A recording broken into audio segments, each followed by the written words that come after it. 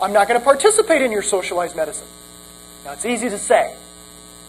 It's easy to say.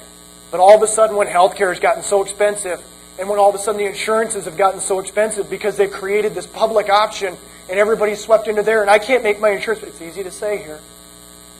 But ladies and gentlemen, on every single time that we have crossed over the line with the principles of the Constitution and the limiting powers of the federal government, every single time that they have crossed it, we have let them.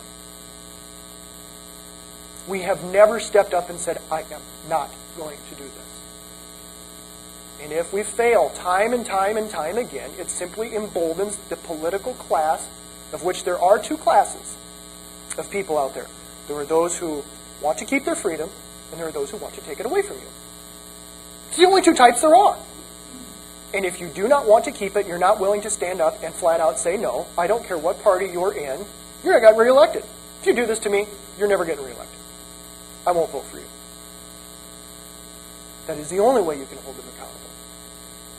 And don't you understand that in the end, the only way that the opposite side of what I believe in, which is personal responsibility and personal freedom, the only way that they can win is to eventually force me, physically force me to do something. Haul me to jail, put a gun to your head. Eventually, it is the only way that they can force you to give up your freedom. If you stand up and say, I'm simply not going to do this. Our founding fathers spent 20 years dealing with this. Going to their government and saying, stop it. You're trampling on our freedom. Stop it. You've got to back off us. We want to work with you, but you've got to back off us. And eventually the founding fathers said, I'm willing to shed my life, my fortunes, and my sacred honor to establish a new and free nation. What are you willing to give? Are you willing to go to the drastic extent of having your neighbor be angry with you when you talk about religion and politics? Oh my, no, I can't do that. You've got to do that. Don't you understand that, yes, our founding fathers gave up their fortunes and they gave up their lives, many of them, to give us what we had, but their sacred honor stayed intact still to this day, and it is only at risk if we are not willing to talk about religion and politics to your friends and neighbors. We've got to have an understanding of civics again. And that's really why we're here. And then we have got to hold a political class responsible to those principles. Shy of those two things, then eventually when you stand up and say, no, I'm not going to do this, they will force you physically. And then they will have won, and your freedom will be gone, and we could just as well be French. I don't want to be French. They've got a really tall tower. It's kind of cool. I got the Rockies. I'll put it against theirs anytime. I don't want to be French. I don't want to live like the French. And the French have gone through revolution after revolution after revolution. And you know what? It never ended up like our fight for freedom did. Ours wasn't a revolution. It wasn't a revolution just to replace a king with another king or a tyrant with another tyrant. It replaced a tyrant with the liberty of the people. That's a fight for freedom. It's not a revolution. It's a fight for freedom. That fight takes place every single day. And it almost as fast as the ink was dry on our founding documents, there were those who were chipping away at it. This is not a short-term thing. We have not just figured out recently, the judges are legislating from the bench. And they can't do that. No, they've been doing it for a long time. We've been letting them do it. But they cannot do it. This is why, again, at Everyday America with Jason Heyman and I, when Judge Hanson created the gay marriage ruling, it all started with this Judge Hanson. He said, the Iowa law is out. You have to start issuing gay marriage licenses. Again, I'm morally opposed to that. I'm morally opposed to that. And what a coincidence. I look. You don't have the authority to do that.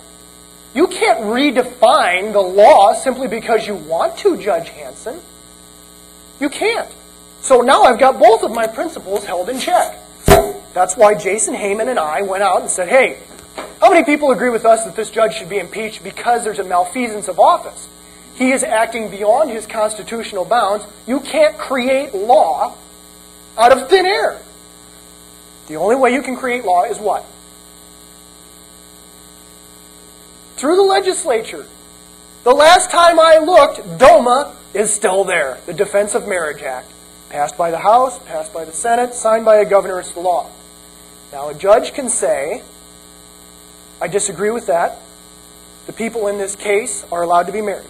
Yes, he can do that. It is binding to the two people involved in that case. He cannot, however, turn around and say, that law is out, my new one is in, you have to, you must issue, you shall issue. No, you can't say that. And yet, we have a gutless political class that does not stand up and say, hey, you're trampling on our turf now.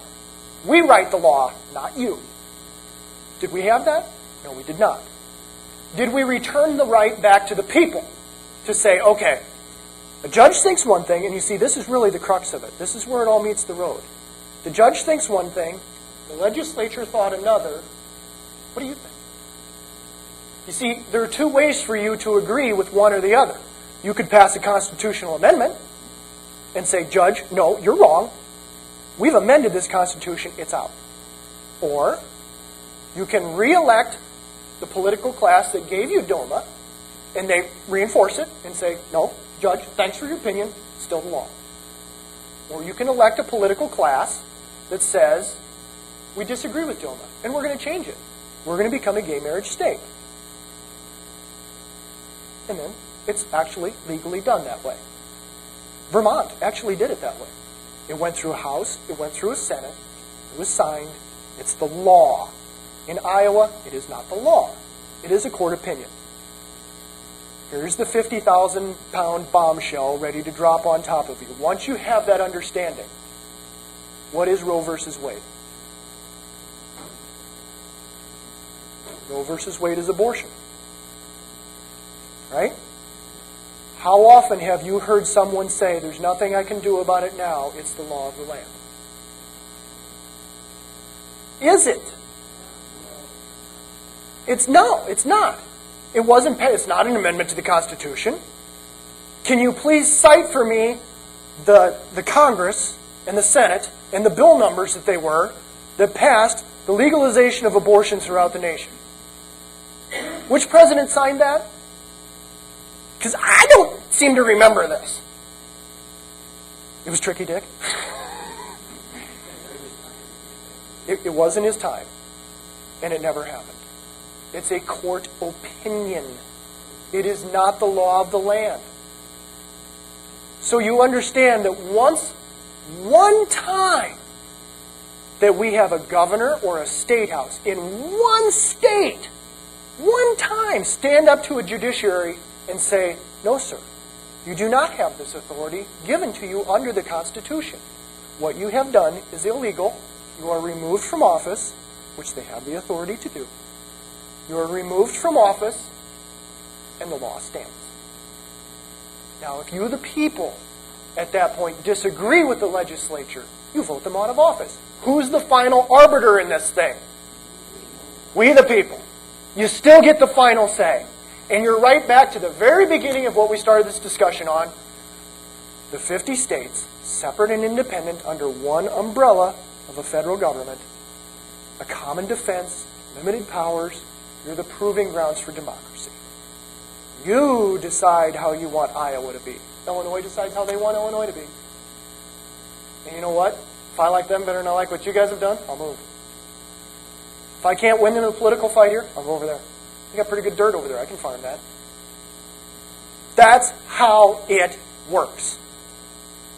And it is not any more complicated than having a basic knowledge in civics. And when we have that, you can see through the manure that flows at you through the television camera.